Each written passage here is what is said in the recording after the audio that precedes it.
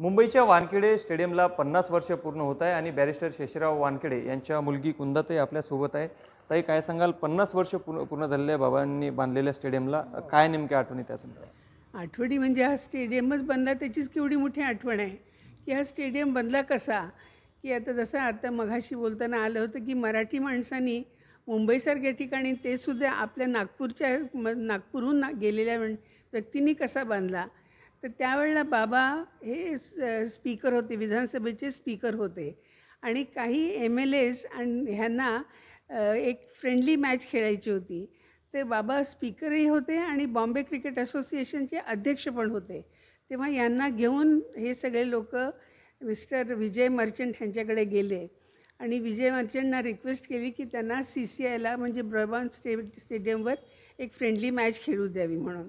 पण त्यांना ही मॅच खेळू देण्यासाठी त्यांनी परवानगी दिली नाही. तेव्हा त्यांना समजून सांगायचा प्रयत्न जरी केला तरी त्यांनी काही ऐकलं नाही. त्याच्यावर सगळ्यांनाच अतिशय राग आला आणि बाबा म्हणाले की मग असं आहे तर आम्ही आमच्याच स्टेडियमवर मॅच करू.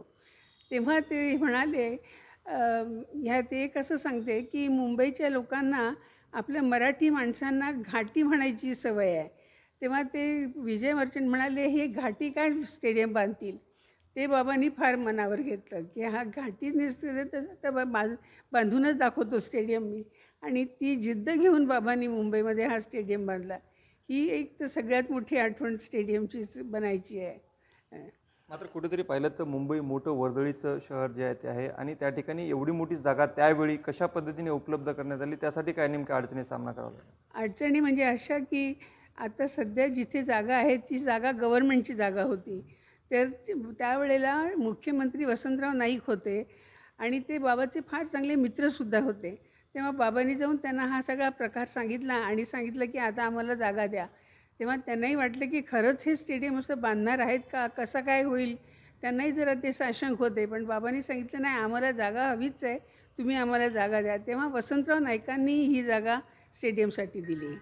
आज आपण पाहतो की मोठे सामने त्या ठिकाणी पार पडतात, मुख्यमंत्र्यांचा शपथविधी देखील त्या ठिकाणी पार पडतो.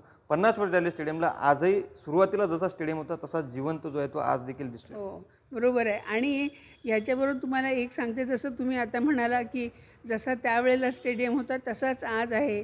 तर जेव्हा हा स्टेडियम 13 महिन्यात उभा झाला त्यावेळेला एक न्यूज रिपोर्टर होते मुंबईचे की जे बाबाला फार क्रिटिसाईज करायचे. तेव्हा ते म्हणाले होते की ह्यांनी 13 महिन्यात स्टेडियम उभा केला आहे तर हा तो कोलॅप्सच होणार आहे म्हणून त्यांना. पण जसं तुम्ही आता म्हणाला की त्यावेळेला जसा शानेत उभा होता तसाच शानदार स्टेडियम आजही उभाच आहे. त्याला काहीही झालेलं नाही आहे, अगदी चांगल्या स्थितीत स्टेडियम उभा आहे. खूप खूप धन्यवाद ताई. लोकशाही मराठी करता ज्ञानेश्वर पवार, नागपूर.